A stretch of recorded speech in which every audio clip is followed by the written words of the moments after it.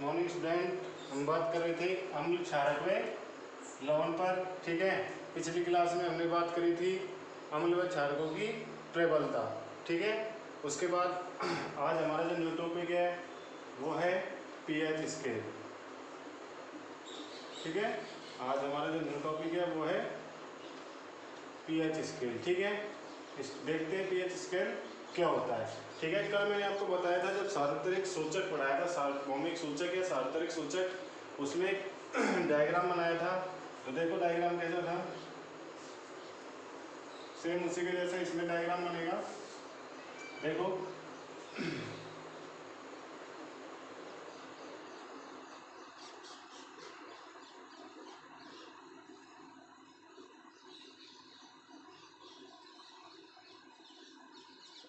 कुछ इस तरीके का सा इसमें डायग्राम बनता है। ठीक है,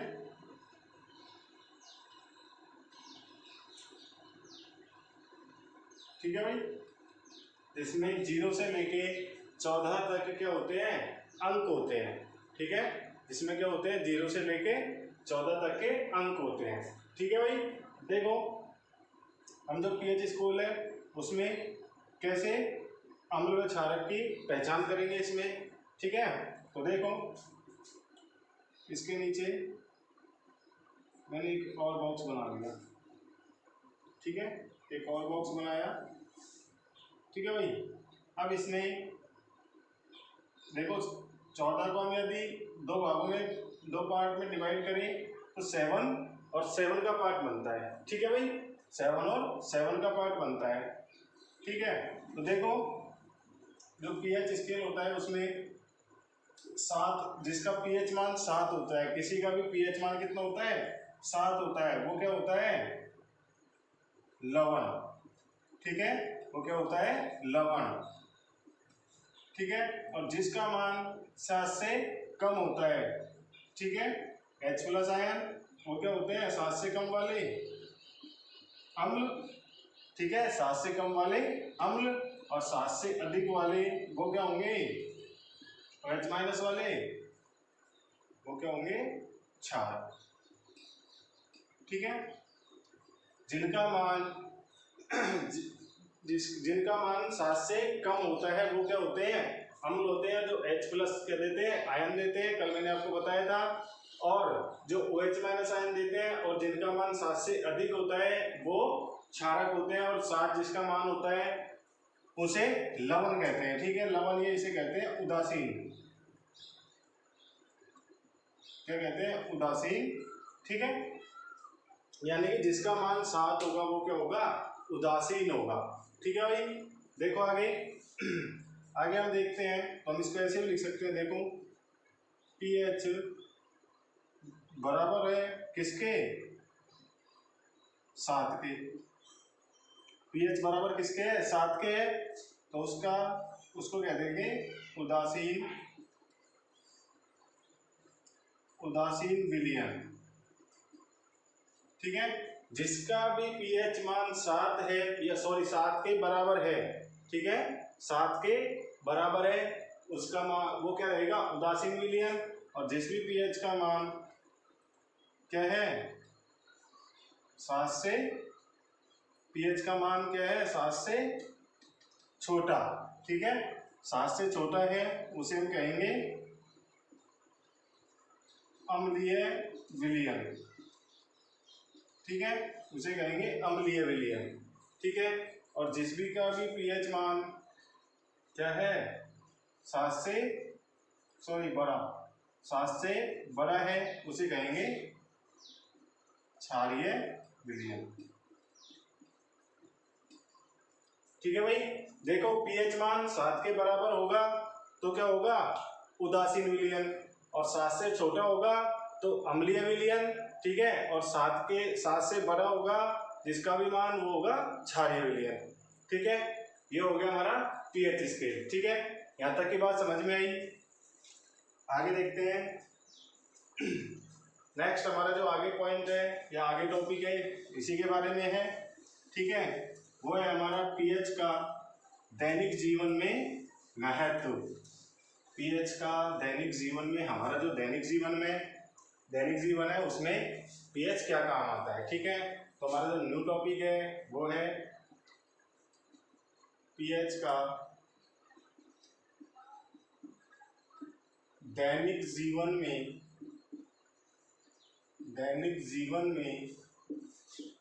महत्व। ठीक है, दैनिक जीवन में महत्व। इसमें अब पहला पॉइंट जो है वो है हमारा शरीर जो है, हमारा शरीर 7 से 7.8 पीएच के मध्य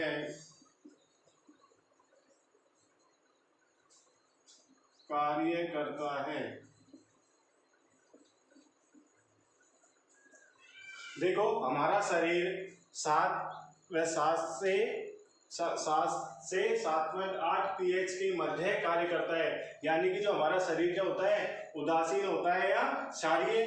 क्योंकि 7 अगर हमारा शरीर का पीएच मान 7 है तो उदासीन, और 7.8 है या इनके बीच है किसके भी, क्योंकि 7 से जो भी बड़ा हो जाएगा उसका जो पीएच मान कितना हो जाएगा, वो किसके मध्य पहुंच जाएगा, क्षारीय विलयन के मध्य। ठीक है भाई, देखो आगे देखो दूसरा जो पॉइंट है, दूसरा है वर्षा के जल का पीएच मान जब 5.6 से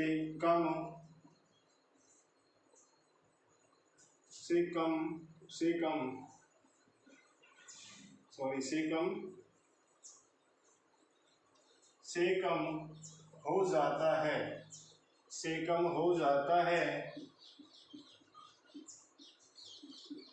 तो अम्लीय वर्षा कहलाती है।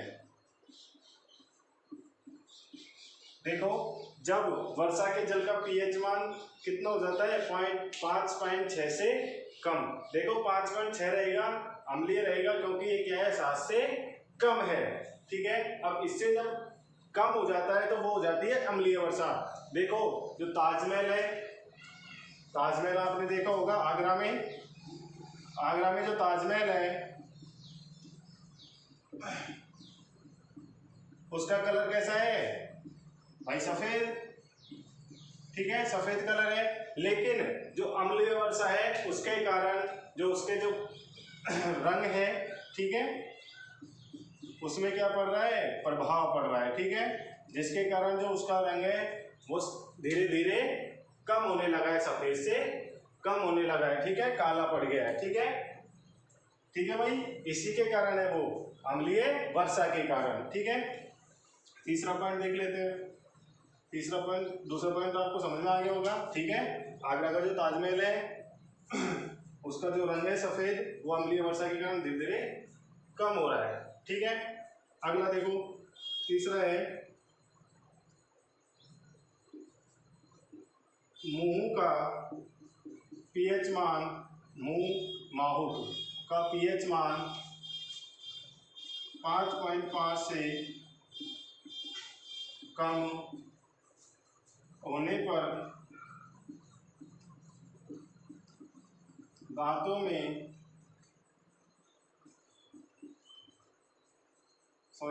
का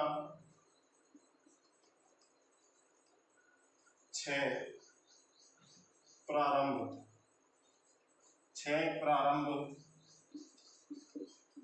हो जाता है।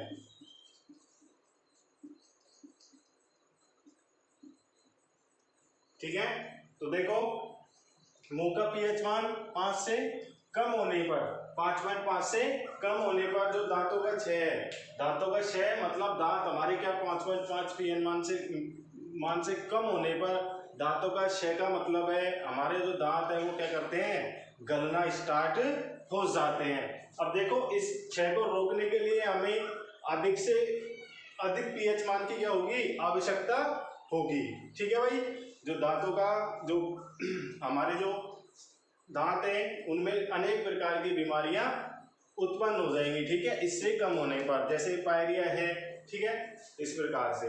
ठीक है भाई, और चौथा है अगला, देखो मैं ऊपर लिख रहा हूँ पहले को करके।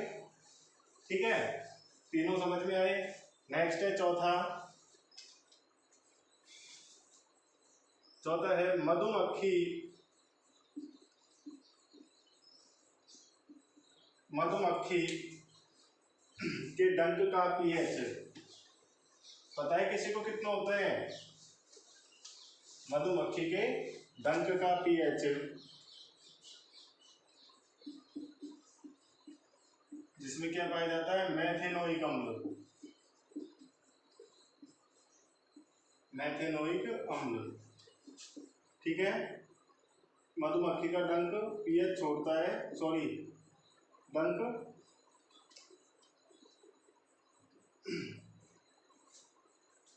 मेथेनोइक अम्ल छोड़ता है, जिसके कारण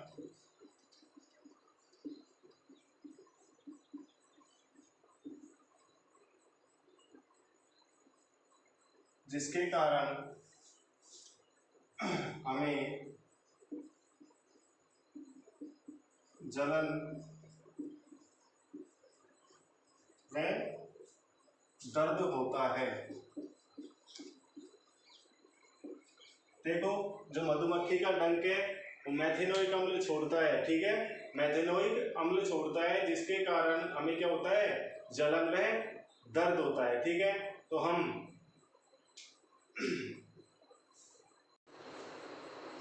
देखो भाई, जो मधुमक्खी का डंक होता है वो कौन सा अम्ल छोड़ता है, मेथेनोइक अम्ल। ठीक है, और मेथेनोइक अम्ल जो होता है, ठीक है, वो क्या करता है, हमारे जो बॉडी की सेल्स हैं, ठीक है, उनको क्या करता है, क्रिया करता है, और ठीक है, उनके साथ अभिक्रिया करके जो अभिक्रिया कर लेता है, जिसके कारण हमें क्या होता है, जलन व दर्द होता है। ठीक है, अब इससे हमें बचने के लिए हमें या तो उसके ऊपर साबुन या फिर कोलगेट ये लगाना चाहिए, क्योंकि ये जो अम्लीय प्रभाव है उसको क्या कर देते हैं, कम कर देते हैं। ठीक है, इस जलन व दर्द से बचने के लिए हमें साबुन या कोलगेट लगाना चाहिए उसके ऊपर, ताकि वो हमारा जो अम्लीय प्रभाव है उसको क्या कर देता है, कम कर देता है। ठीक है भाई, देखो लास्ट और पांचवा इसका है अच्छी उपज,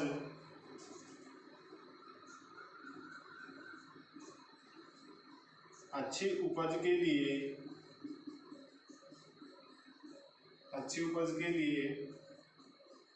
पौधों को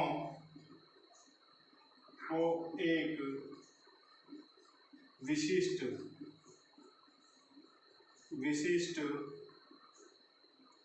पीएच की आवश्यकता होती है। देखो, अच्छी उपज के लिए पौधों को एक विशिष्ट पीएच की आवश्यकता होती है। इसका मतलब क्या है कि कुछ पौधे ऐसे होते हैं जो कि 5 से 6 के बीच में क्या करते हैं, अच्छी ग्रोथ करना स्टार्ट कर देते हैं पौधे। कुछ होते हैं जो 6 से 7 के बीच में, कुछ होते हैं 7 से और अधिक के बीच में क्या करते हैं, अच्छा जो ग्रोथ करते हैं। ठीक है, अच्छी तरह से वो बढ़ते हैं। ठीक है भाई, यहाँ तक की बात हो गई। ठीक है, अब जो हम आगे बात करेंगे वो हमारा टॉपिक है लवण। ठीक है, जिसकी बात हम चर्चा क्या करेंगे, कल करेंगे। ठीक है, आज तक के लिए इतना ही, धन्यवाद।